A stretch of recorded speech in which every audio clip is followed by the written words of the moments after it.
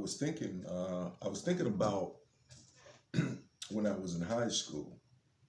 Uh, Recently, I was reading about something that was an incident that was similar. And once I tell you about this, you understand what I'm talking about.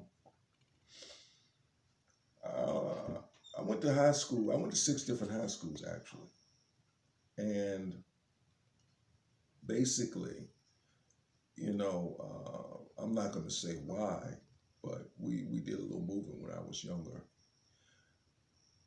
This particular high school was in Suffolk, Suffolk High School, and all of the neighborhood kids. We walked to school. Most of us. We didn't really. It wasn't that far, so we just basically walked together. One of our friends, his name was Larry. We used to call him Little Larry. He was a ninth grader, just like me, and he liked to play basketball. We used to joke about how he used to shoot his basketball because he was a little guy, real skinny, you know. And in Suffolk, there wasn't a lot to do. It was mostly like an industrial town. They used to call it Peanut City because it was the home of peanuts, planters peanuts and all that stuff. And you also had a lot of trains. The trains went back and forth, and they just all over the place. I mean, you could be going to school, to work, to church, anywhere, and you would be held up by a train. And the trains flew 80, 90 miles per hour, coal flying out of it, everything. This particular day, school let out usually about 3 o'clock, and all the kids, all of us would walk home together. And I was about a block away from Larry. We had played basketball like the day before. Also, he was in my earth science class, if I recall. And we got closer to the house. We're about 3, maybe 4 blocks away from home. And the gates to the train went down, and we all stopped. Uh, and the train just came barreling through, boom, boom, boom, boom, blowing the horn.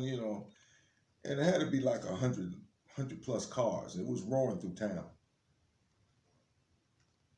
And so we waited and talked. It was real noisy because the trains going through Suffolk, they were always noisy. And we all pushed closer, and we get right up to the gates. Most of the time we would stand near the gates. So when the gates come up, we would be clear to go across the tracks. So this particular day, myself, it was Carl and Larry, little Larry, everybody was out there. Kim, all my classmates, in ninth grade. And